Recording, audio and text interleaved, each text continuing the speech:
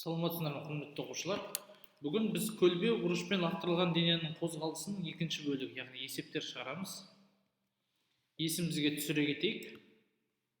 Формулаларын: көлбеу бұрышпен лақтырылған дене т уақыттан кейін бір координатаға жетсін. Ол координатаның биіктігі y, ал алыстығы x болсын. Сол кезде y неге тең болады? v0 синус альфа t азайтылған gt квадрат бөлінген 2. x болса v0 косинус альфа t болады. Компонентаға бөлуді есімізде, балалар? Естеріңізде болмаса, өткен видеоларды қарадыңыздар. Тригонометрия және вектор видеосында, сонымен қатар көлбеу бұрышпен лақтырылған дененің қозғалысы деген бірінші видеомызда көрсеткенбіз. Есеп шығарайық. Бірінші есебіміз тас дейді. Бала лақтырған тас жер бетінен 30 градус бұрышпен лақтырылған, және де 0,8 секундтан кейін ол заборға жетеді дейді. Заборға жетіп, забордан тек горизонтально бағытталған жылдамдықпен өтеді екен бүйтіп. Забор былай болады екен. Енді осы заттарды қолдана отырып, бізге бірінші алғашқы жылдамдықты табыңыз дейді. Одан кейін забордың биіктігін және заборға дейінгі қашықтықты табыңыз дейді. Айтып, мынаны YX деп жазайық. YX. Жер беті альфа 0. X. Ал бұл есепте мына жерде горизонтальная, вертикальная скорость 0-ге тең. Алғашқы моментте ол неге тең еді? Мынау бұрыштың қарама-қарсысы, мынау тік бұрышты үш бұрыш болса, гипотенуза v0 болатын болса, мынау v0 синус альфаға тең. Жылдамдығы басында v0 синус альфа болады, соңында 0 болады. Бұл неге тең болады? gt-ға тең. Сонда бізде бастапқы жылдамдығымыз неге тең болады екен? gt0, яғни 10 көбейтілген 0,8 бөлінген синус 30. Синус 30 0,5-ке тең. Осы жерден біз 16 метр секундты табамыз. Екінші бөлігі. Биіктік. Мынау биіктік максимальный биіктікке тең. Максимальный биіктікке тең. Яғни біз мына формуланы қолдана салсақ та болады. v0 квадрат синус квадрат альфа бөлінген 2g. Немесе біз былай жазсақ та болады. v0 синус альфа t азайтылған gt квадрат бөлінген 2. Айырмашылық жоқ. Екеуінен де қандай жауап шығады? v0 квадрат деген 16 көбейтілген 16. Синус альфа ол 0,5 көбейтілген 0,5 бөлеміз 2 көбейтілген 20-ға. 16 көбейтілген 0,8, 8 64, 64 2-ке бөлеміз 32, 3,2 метр болады. Енді бізге қашықтық керек. Қашықтық неге тең? Vx t-ға тең. Себебі горизонтально ешқандай өдеу жоқ. Бізде өдеу тек вертикально бағытталған. Бұл v0 косинус 30 көбейтілген t-ға тең. Калькуляторды қолданып шығарсақ болады. v0 16 көбейтеміз 30-дың косинусы көбейтілген 0,8 секунд. 11 болады. Шамамен 11,1 болып тұр. 11,1 метр. Жақсы. Енді біз келесі есепке көшейік. Плоский склон дейді. Тік осындай плоский склонда бізде допты склонның бұрышы 30 градусқа тең. Яғни де бұл жерде склоннан допты бұлай лақтырады. Тік лақтырады екен. Яғни 90 градус склонға. Мына көлбеу жазықтыққа 90 градуспен V0 тең болады 10 метр секунд жылдамдықпен лақтырады. Енді екі нәрсені табу керек. Біріншісі, мына түскен уақыты неге тең? Екіншісі, бұл қандай қашықтықта? Мына қашықтық бізде S1-ге тең болсын. Қандай қашықтықта құлайды?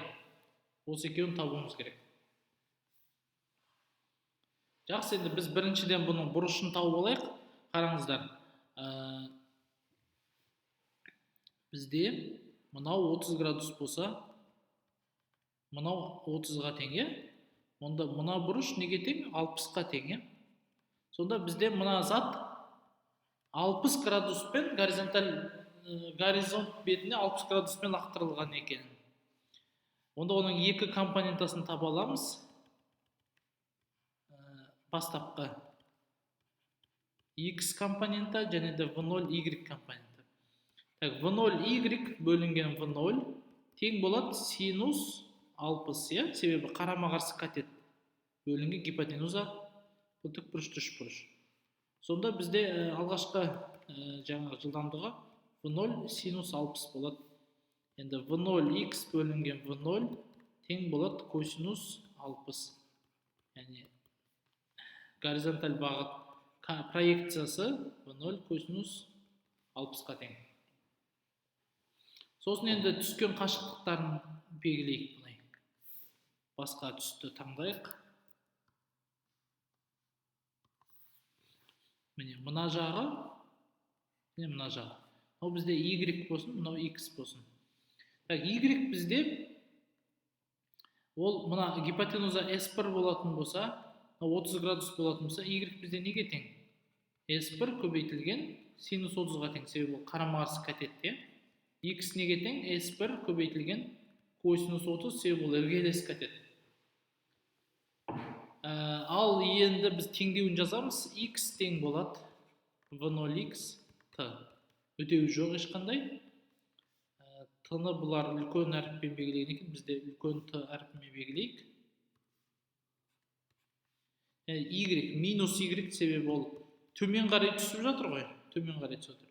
Бұл V0Y T азайтылған GT квадрат бөлінген 2. Енді осы жерден біз X неге тең екендігін, Y неге екендігін барлығын білеміз. Соны жазайық детально. Бұл S1 көбейтілген косинус 30 тең болады. V0 көбейтілген косинус 60 T-ға тең. Мынау минус S1 синус 30 тең болады. V0 синус 60 T азайтылған GT квадрат бөлінген 2. Біз бұның орнына S1-ді қоя салсақ болады. Мына жерден жоғарғы теңдеуден S1-ді табамыз. Ол неге тең?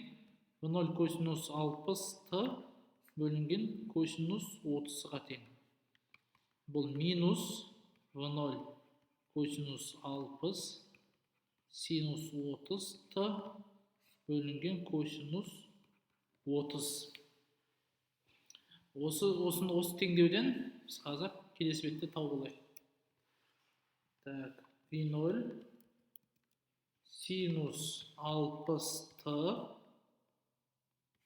қосылған дейік.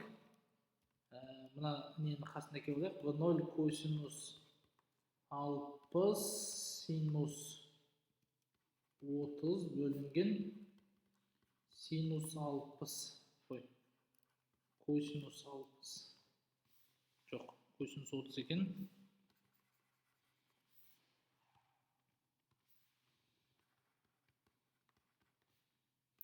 T тең неге? GT квадрат бөлінген 2-ге.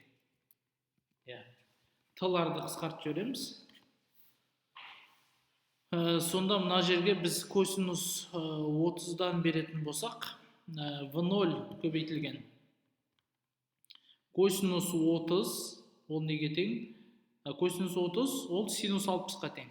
Сонда синус 60 квадрат қосылған синус 30 ол косинус 60-қа тең, е?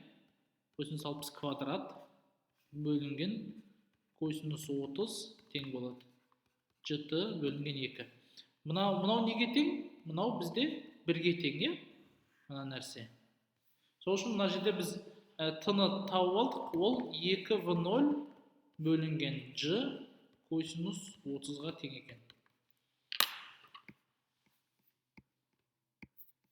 Қараңыздар, 2 көбейтеміз 10-ға, бөлеміз 10-ға, бөлеміз 30-дың косинусы.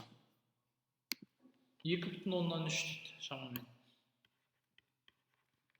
2,3 секунд. Ал енді екіншісі S1 неге тең дейді?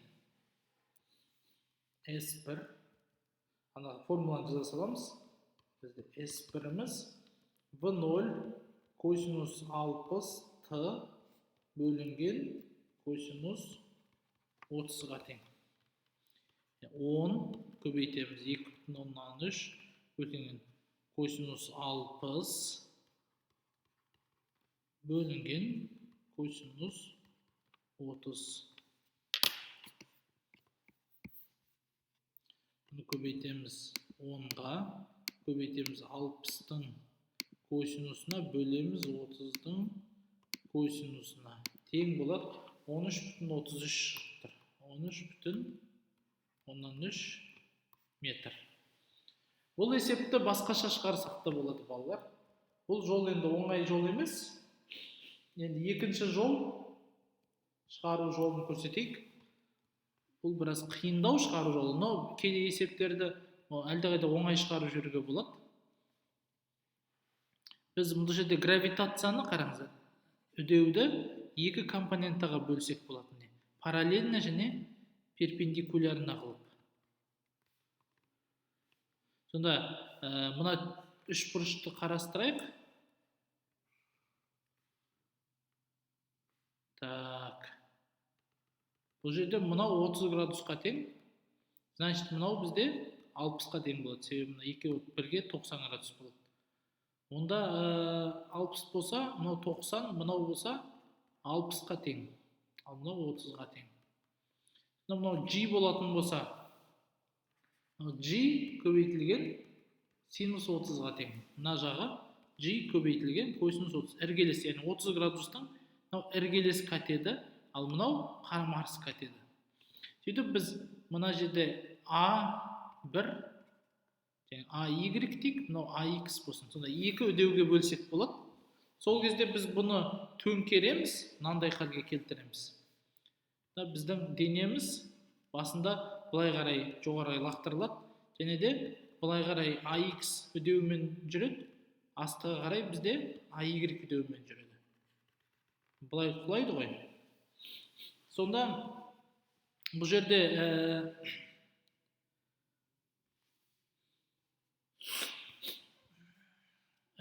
Y координатамыз неге тең болады? Бастапқы жылдамдық V0 көбейтілген Т азайтылған AY Т квадрат бөлінген 2-ге тең. Y деген мынау болсын Y. Мынау бізде X. Ал X координатамыз неге тең? X бойынша бізде жылдамдық, бастапқы жылдамдық 0-ге тең, қосылған AX Т квадрат бөлінген 2. Сонда бұл AX Т квадрат бөлінген 2-ге тең.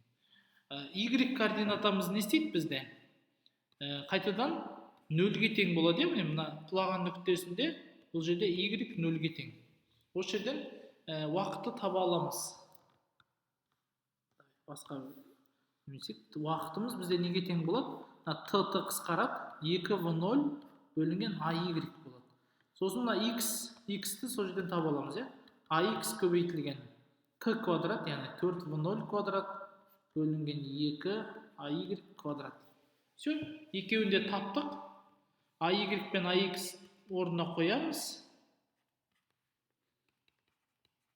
Сол кезде бүкіл жаңа сандар алдындағыдай болады. Осылай тапсаңыздар да болады. Енді екі машина дейді, бір-бірінің артынан кетіп бара жатыр. Машинаның доңғалағы сөйтіп мокрый жолмен, ылғал жолмен өйтіп домалап кетіп бара жатыр да. Сол кезде екеуінің арасында, екі машинаның арасында қашықтық неге тең болу керек дейді? Минимально неге тең болу керек дейді? Чтобы мына бірінші машинаның доңғалағынан ыршыған кір екінші машинаға тиіп кетпес үшін.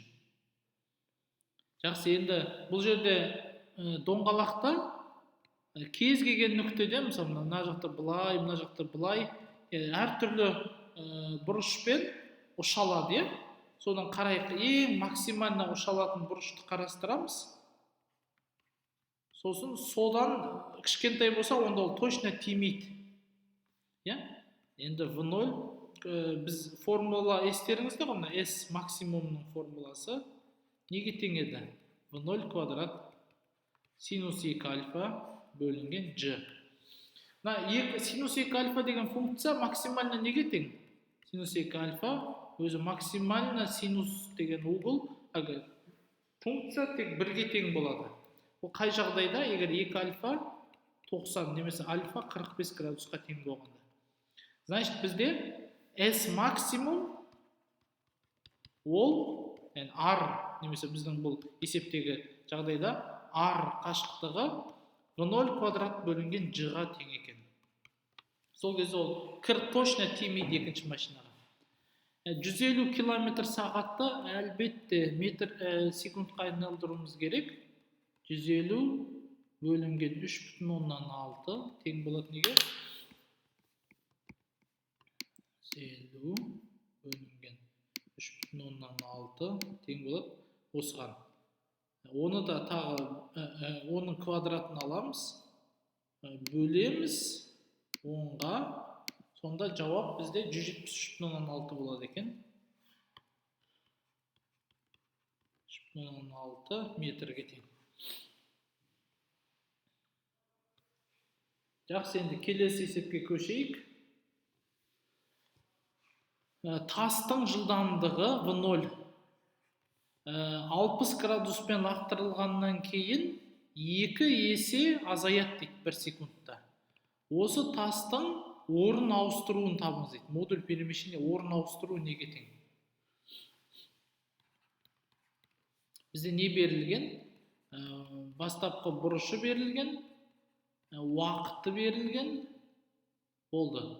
Енді орын ауыстыруын табыңыз дейді.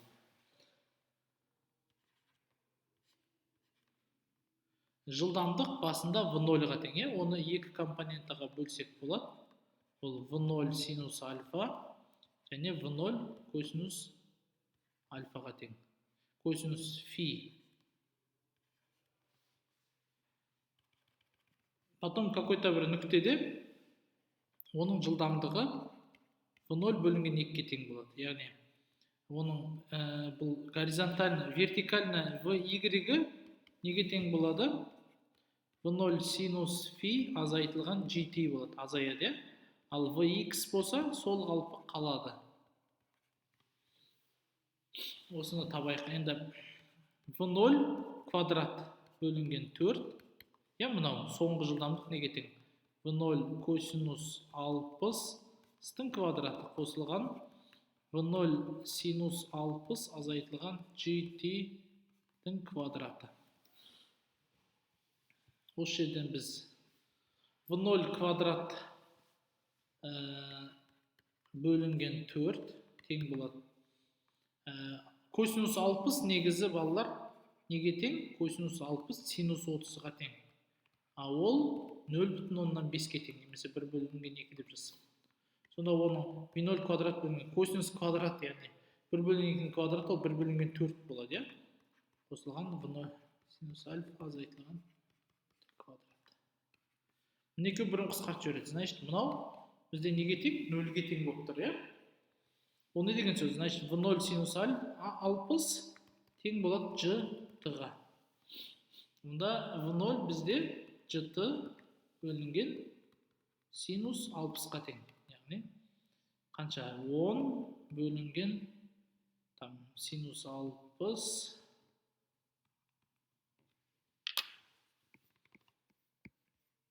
10 бөлінген 60-тың синусы тең болады 11 бүтін 500 қанша болып тұр?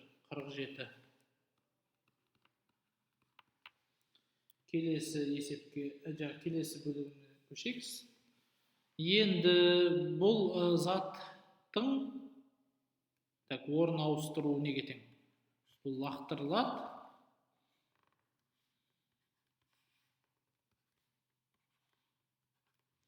Бұл жерде бұл шынымен VY бізде 0-ге тең болып қалады екен, соңғы жалпы жылдамдығы. Онда бізде орын ауыстыру бұл H максимум болады, мынау S бөлінген 2 болады. S штрих деп болады. S штрих дегеніміз ол V0 квадрат синус 2 фи бөлінген G-ге тең. H бізде V0 квадрат синус квадрат фи бөлінген 2 G-ге тең. Немесе жаңағындай не уақытпен немен тапсаңдар да болады, без разницы. Сонда әрқайсысын табайық. Жылдамдығы осыған тең, осының квадраты көбейтілген 120-ның 60 көбейтілген 2 ол 120 болады. 120-ның синусы бөлеміз 10-ға. 11,547 болып тұр. 11,5 метр болсын. Ал максимальный биіктігі неге тең? V0 квадрат тура осы квадраты көбейтілген 60-тың синусының квадраты бөлінген 20 тең болады 5-ге. 5 метр. Енді бізде жалпы орын ауыстыру ол S штрих бөлінген 2 квадрат қосылған H квадрат болады.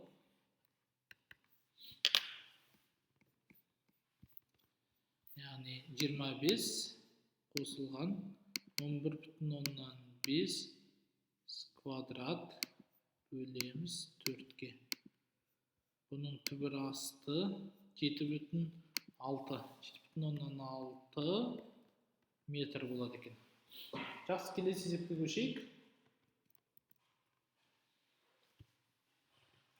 Ал допты жер бетінен альфа градуспен лақтырады дейді горизонтқа.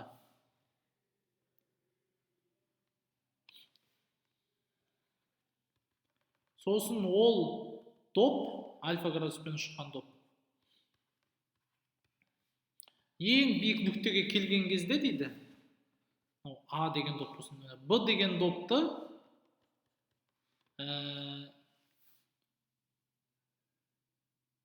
бета градуспен лақтырады дейді.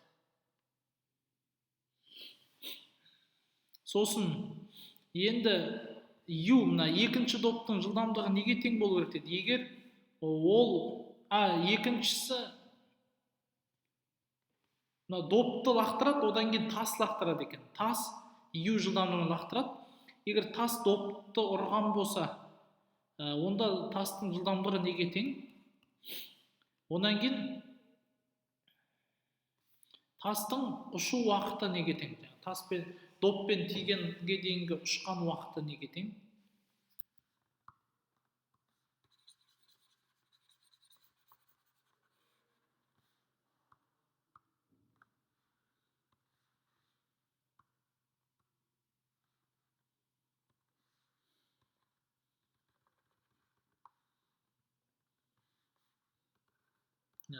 Доп мына жерде келе жатыр. Тас былай ұшты. Тастың траекториясы болсын. Ал енді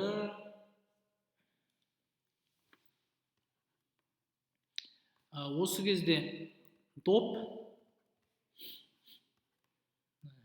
в косинус альфа жылдамдығымен кетіп бара жатқан, иә? Ал горизонтально в косинус альфамен кетіп барады. Ал мына доп болса u. Ол горизонтально, яғни компонентасы u косинус бета.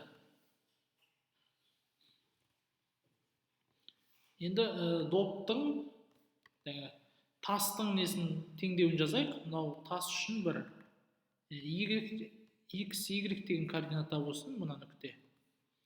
Тастың теңдеуі неге тең? X тең болады u косинус бета t, y тең болады u синус бета t, яғни вертикальный компонентасы u синус бета азайтылған gt квадрат бөлінген 2.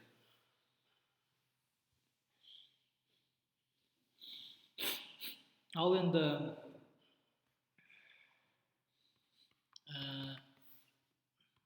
қара түспен біз доптың координатасын жазайық. Мына жерде координаталар оның белгілі, иә? Мынау ол максимальный қашықтығының, яғни v квадрат синус 2 альфа бөлінген 2g, соның 2 есе бөлігі, иә? Мына қашықтық.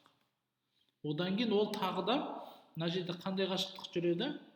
v косинус альфа t деген қашықтық жүреді. X ол да неге тең? v квадрат синус 2 альфа бөлінген 2g қосылған v косинус альфа t болады. Ал y координата ол үшін яғни максимальный несі v синус квадрат альфа бөлінген 2g азайтылған, оның ол t уақыт бойы свободно құлайды, осы жерде еркін құлайды. Минус gt квадрат бөлінген 2 болады.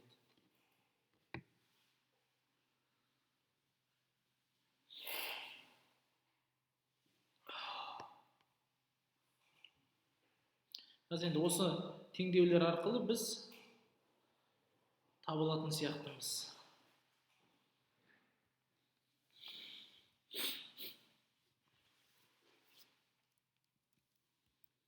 Енді x-тарды бір-бірі теңестірейік. u косинус бета t неге тең? v квадрат синус 2 альфа бөлінген 2g азайтылған қосылған v косинус альфа t. Бірінші теңдеу. Екінші теңдеу. Y координаталарды теңестірейік.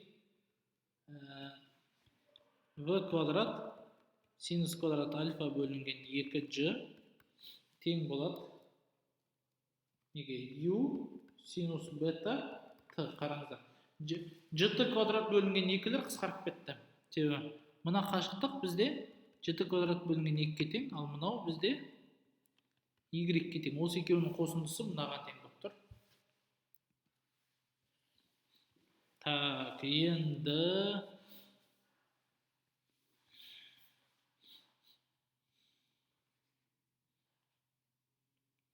мына жерден екінші теңдеуден біз u t-ның орнына мынаны қойсақ болады. v квадрат синус квадрат альфа бөлінген 2g синус бетаны бірінші теңдеуге қойып жіберсек болады. Ол не болады? v квадрат синус квадрат альфа бөлінген 2g синус бета көбейтілген косинус бета тең болады v квадрат синус 2 альфа бөлінген 2g қосылған v косинус альфа t. v-лар қысқарады. t уақыт осы жерде неге тең болып тұр? Үлкен бір теңдеу шығып тұр мына жерде.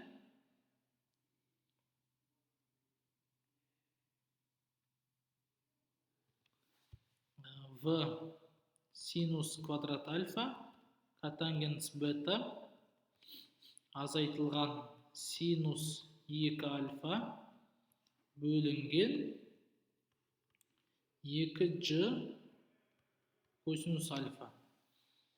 Ал u бізде Енді мынау бөлінген осы нәрсе.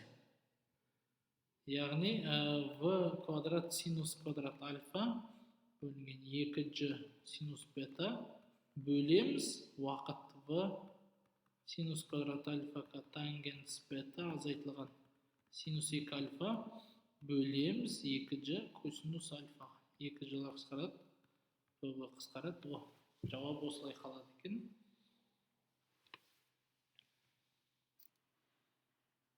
Жақсы.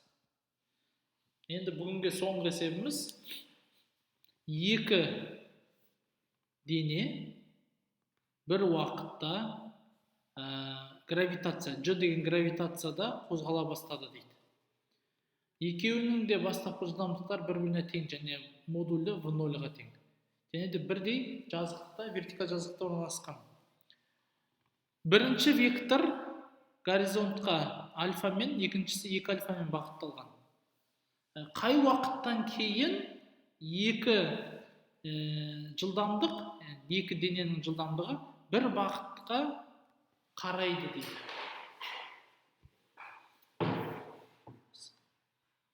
Біреуі осылай бағытталсын, екіншісі осылай бағытталады.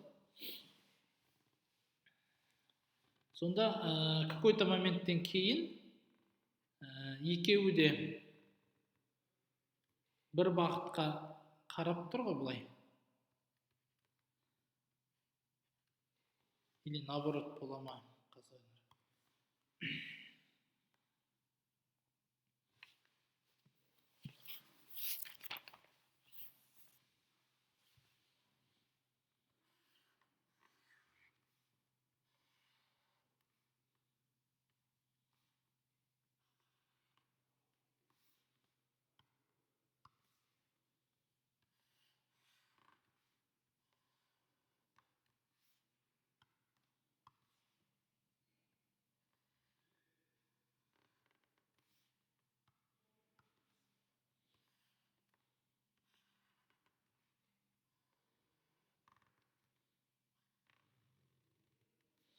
Мынау да v, мынау да v. Мына жерде мынау угол бізде альфаға тең, ал мынау 2 альфаға тең. Мына жақ болса бізде j-ға тең. Бірінші біз осылай вектор арқылы шығарайық. Мына екі жылдамдық деген мына екі вектор ғой. Мына екі вектор. Ал енді осы треугольниктен біз мынандай нені таба аламыз. Біріншіден мына бірінші бөлігін алайық. Бірінші треугольник бізде мынандай, мынау альфа бұрышпен бағытталған. Сол үшін мынау бізде 90 азайтылған альфа болады. V, мынау j. Екінші треугольник бізде бұлай бағытталған. Мынау бізде j, мынау бізде v, мынау бізде 2 альфа. 90 градус болғандықтан, мынау бізде 90 азайтылған 2 альфа болады. Сонда біз мына бұрышты, мына жердегі бұрышты тета деп белгілесек, осыны таба аламыз. Тета неге тең? Тета бізде пи бөлінген 2 азайтылған альфа, азайтамыз пи бөлінген 2 азайтылған 2 альфаға тең. Яғни пи бөлінген 2, 90 азайтылған альфа, азайтамыз 90, минус ол плюс болады, 2 альфа болады. 90-дар қысқарсын, 2 альфа азайтылған альфа неге тең? Альфаға тең. Бізде мына тета углы альфаға тең екен. Енді бізде мынандай бір қызық, бұл жерден не бар? Мына тең бүйірлі үшбұрыш қой. Мына қараңыздар, тең бүйірлі үшбұрыш болғандықтан, бұл үшбұрыш не болады? В, мынау альфа болатын болса, бізде мынау 120 азайтылған альфа бөлінген 2-ке тең. Мына бұрышта бір-бірімен бірдей, осыған тең. Ал осы жерден біз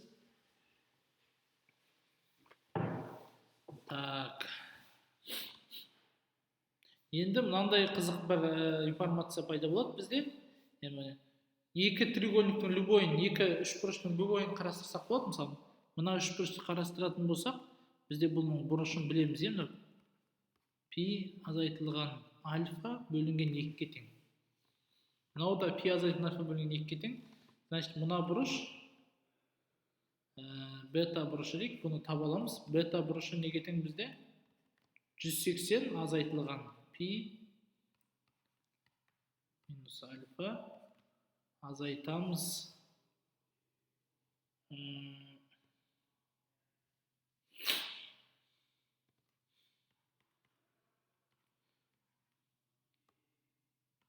азайтылған альфа 180-нен осыны азайтамыз. Сонда бета бізде неге тең? Пи азайтылған пи бөлінген 2 қосылған альфа қосылған пи бөлінген 2 қосылған альфа бөлінген 2-ге тең. Минус. Пилер қысарып кетеді.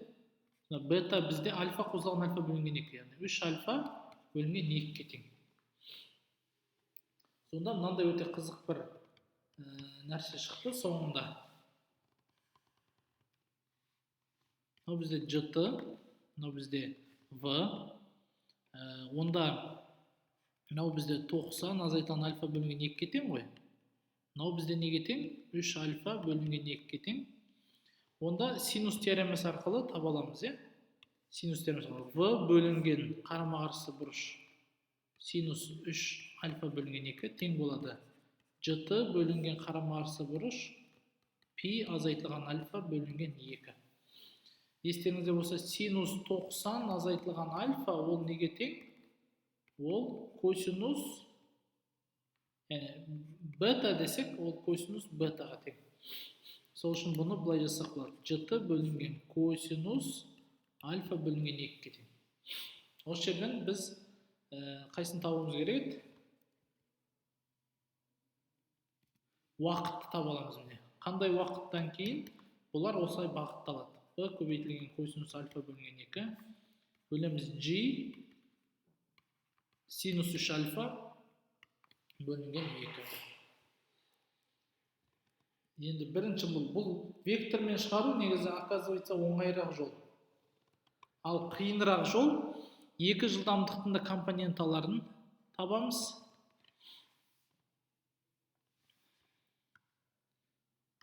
Так, былай жасайық. V1 x неге тең? V0 косинус альфаға тең. V2x V0 косинус 2 альфаға тең, е? V1 y ол V0 синус альфа азайтылған жт-ға тең. V2 y V0 синус 2 альфа азайтылған жт-ға тең. Енді бұлардың бұрыштары бір-біріне тең болу керек. Тангенс тета неге тең? V1 y бөлінген V1 x. V1 x, V1 y. Мына бұрыш тета болатын болса, тангенс тета. Тангенс тета тоже V2 y бөлінген V2 x-ке тең болу керек. Осы теңдеу арқылы шығарамыз. V0 синус альфа азайтылған жт бөлеміз V0 косинус альфа тең болады. V0 синус 2 альфа азайтылған жт тең болады. V0 косинус 2 альфа. V0 қысқарады. Көбейтіп жүрек. V0 синус альфа косинус 2 альфа азайтылған жт косинус 2 альфа тең болады. V0 синус 2 альфа косинус альфа азайтылған жт косинус альфа. Мынаны былай қарай жіберейік. Мынаны былай қарай жіберейік. Сол кезде не болады бізде? Жт косинус альфа азайтылған косинус 2 альфа тең болады. V0 синус 2 альфа косинус альфа азайтылған косинус 2 альфа синус альфа. Уже таптық. Бірақ енді егер сандар бізге берілсе, осылай шығара салсақ та болады. Бірақ сан берілмегендіктен теңдеуді соңына дейін шығарып көрейік. Мынандай формула бар. Синус альфа плюс минус бета неге тең? Синус альфа косинус бета плюс минус синус бета косинус альфа. Көбейтілген бар әрине.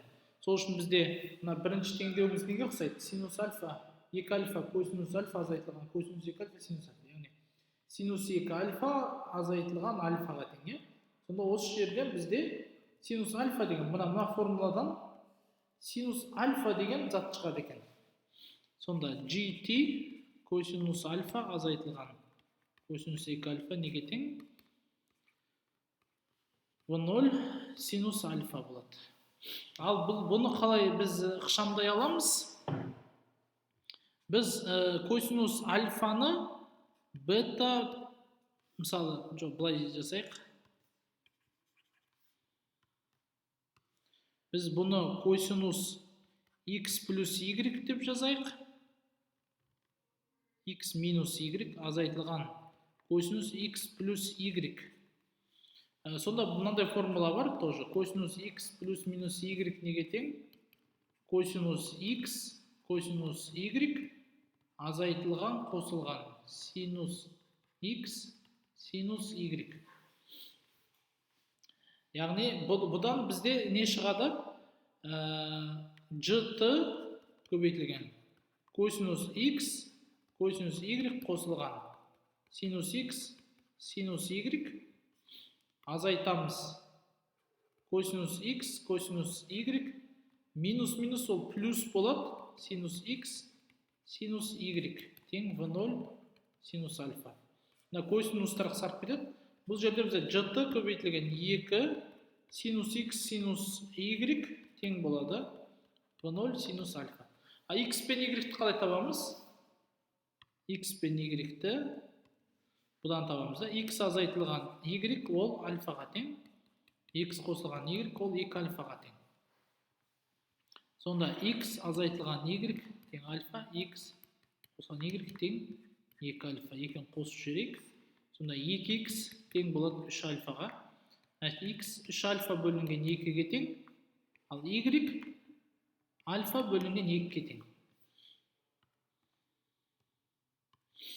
Сол үшін GT көбейтеміз 2 синус 3 альфа бөлінген 2 синус альфа бөлінген 2 тең болады v0 синус альфа. Бұны тағы да әрі қарай ықшамдай аламыз. Мынандай формула бар. Синус 2a неге тең? 2 көбейтілген синус a көбейтілген косинус a. Значит, біз GT 2 синус 3 альфа бөлінген 2 синус альфа бөлінген 2 тең болады v0. Бұны 2 синус альфа бөлінген 2 косинус альфа бөлінген 2 деп жазсақ болады. 2 мен синус қысқарып кетеді, 2 мен синус. Соңында жауап бізде t неге тең болады? v0 косинус альфа бөлінген 2 g синус 3 альфа бөлінген 2. Жақсы, енді осымен есептеріміз бүгінше бітті. Сау болыңыз.